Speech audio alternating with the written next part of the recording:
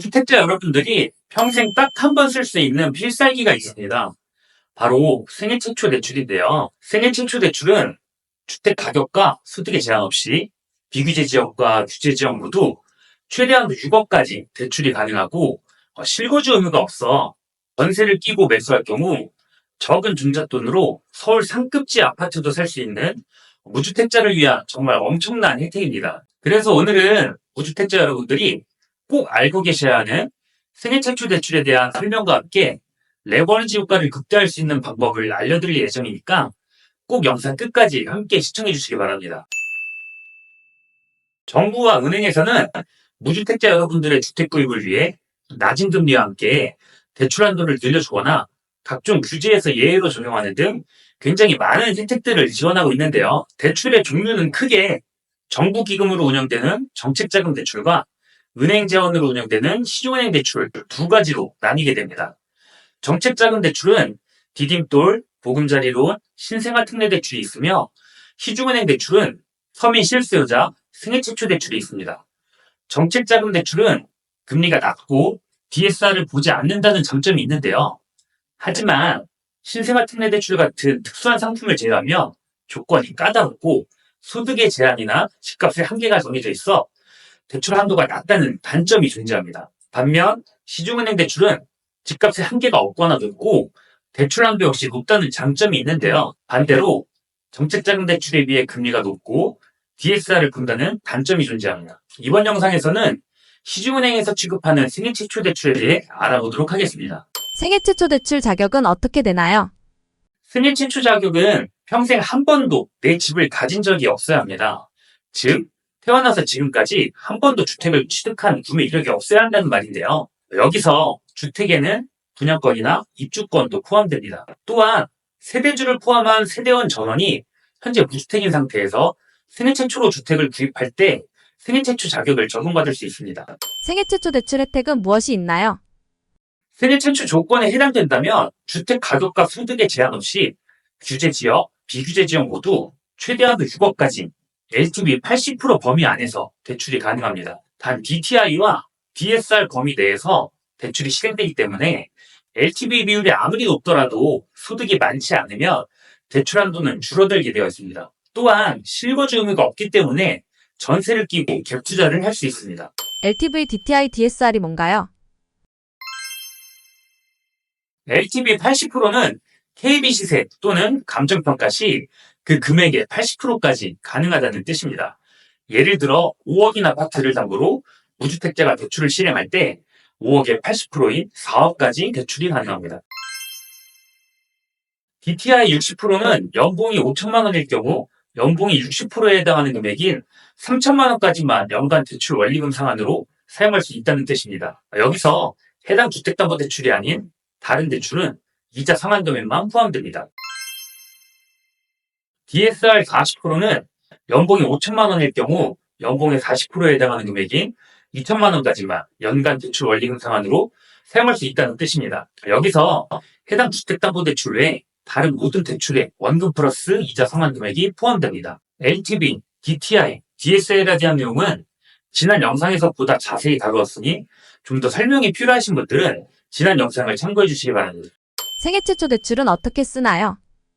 우선 실거주 목적으로 주택을 구입할 때 소득 금액 및 DTI, DSR 등 기타 조건이 모두 적합한 경우를 전제로 대출 한도를 최대치까지 활용하는 방법입니다. 7억 5천만 원 이상의 주택을 매수하면 LTV 80%와 최대한도 6억 원을 모두 대출 받으실 수 있는데요. 이때 꼭 아셔야 할 부분이 일명 반공제라고 불리는 소액 임차인 최우선 변제금입니다. 최우선 변제금을 쉽게 설명드리자면 집이 경매로 넘어갔을 때 임차인의 보증금을 보장해주기 위해 국가에서 정해놓은 보장금액인데요. 은행 입장에서는 손해를 보지 않기 위해 최초 대출 실행 시 이 금액을 미리 제외하는 것을 반공제라고 합니다. 여기서 꿀팁을 하나 드리자면 반공제를 하지 않고 대출을 최대치까지 모두 받을 수 있는 방법이 있는데요. 바로 MCI, MCG 상품에 가입하는 것입니다.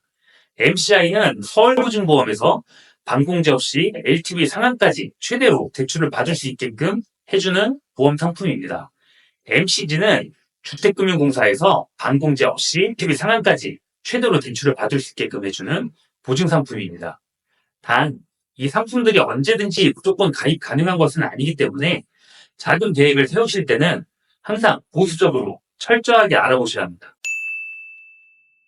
다음은 실거주가 아닌 투자 목적으로 주택을 구입할 때 투입되는 자본금을 최소화해서 투자 수익률을 극대화시킬 수 있는 방법입니다. 매매가 10억인 주택을 실거주로 매수할 경우 LTV 80% 금액인 8억이 아니라 최대한도인 6억까지만 대출이 나오기 때문에 저희는 자본금 4억이 추가로 필요한 상황인데요. 시중은행 생애 최초 대출은 실거주 의무가 없기 때문에 전세보증금을 레버리지로 활용하면 자본금 2억으로 10억짜리 주택을 매수할 수 있습니다.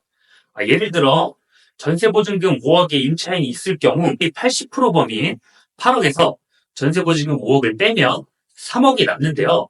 이렇게 되면 우리는 3억을 대출받아 자본금 2억으로 10억짜리 주택의 소유권을 가지게 됩니다.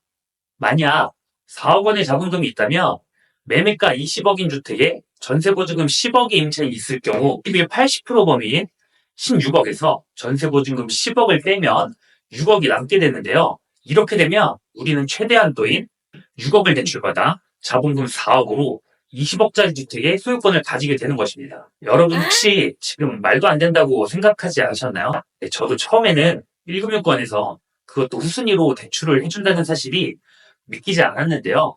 규정상 LTV와 DSR 범위 내로 들어오면 가능하고 실제로 이렇게 전세 레버리지를 활용해서 생애 최초 대출로 주택을 매수하시는 분들이 많았습니다. 다만 대다수의 사람들이 모르고 거의 대부분의 지점들이 취급하려 하지 않기 때문에 몇몇 유명하신 대출 상담사분들을 통해 특히 일부 지점에서만 제한적으로 가능하다고 하니 무조건 안 된다고만 생각하지 마시고 생애 최초 조건에 해당하며 자금 여력이 되시는 분들은 꼭 적극적으로 알아보셨으면 좋겠습니다. 이렇게 내 돈을 적게 들이면서 큰 금액의 전세보증금을 끼고 대출을 활용해 집을 사는 것을 굉장히 나쁘고 위험하게 생각하시는 분들도 있을 텐데요. 맞습니다. 자칫 역전세로 인한 전세보증금 미반환 사고가 발생하는 리스크가 있는 것도 사실입니다. 다만 각자의 재정 상태에 맞춰 치밀하고 꼼꼼하게 자금 계획을 세우고 입지와 물건에 대한 공부를 철저하게 하신다면 리스크를 줄이면서 자산을 크게 증식할 수 있는 아주 좋은 기회인 것도 사실인데요. 그것까지 뛰면서 열심히 월급을 모으고 10년을 저축해도 근로소득만으로는 서울의 아파트를 살 수 없는 시대이기 때문입니다. 이 밖에도 집을 사기 위한 매우 다양한 방법들이 존재하니 구독자 여러분께서도 항상 진취적이고 긍정적인 마음으로 절대 포기하지 마시고 조금만 더 용기를 내셨으면 좋겠습니다. 저는 개인적으로 내 집 마련과 갈아타기는 먹고 자기만 하는 단순한 실거주 집이 아닌 우리 가족의 미래를 위한 투자의 목적까지 생각해서 본인의 생각보다 조금 더 무리를 하시더라도 한번 살 때 최대한 좋은 집을 사는 것이 맞다고 생각합니다. 사람이 일단 질러놓고 보면 아무리 힘들어도 결국 어떻게는 사라지더라고요. 제가 만약 과거로 다시 돌아간다면 악착같이 돈을 모으고 모든 자금력을 총동원해서 최대한 우량하고 똘똘한 아파트 한 채를 사는데 모든 힘을 쏟을 것 같습니다. 여러분들께서는 부디 저와 같은 시행착오를 겪지 않으시길 바라는 마음에 이렇게 영상을 준비했습니다. 혹시 내 집 마련이나 갈아타기 등 부동산으로 어려움을 겪고 계신 분들은 아래 고정 댓글에 있는 링크를 참고해 주시기 바랍니다.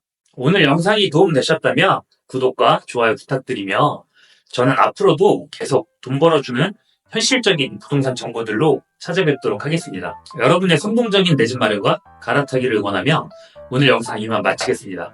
영상 끝까지 시청해 주셔서 감사합니다.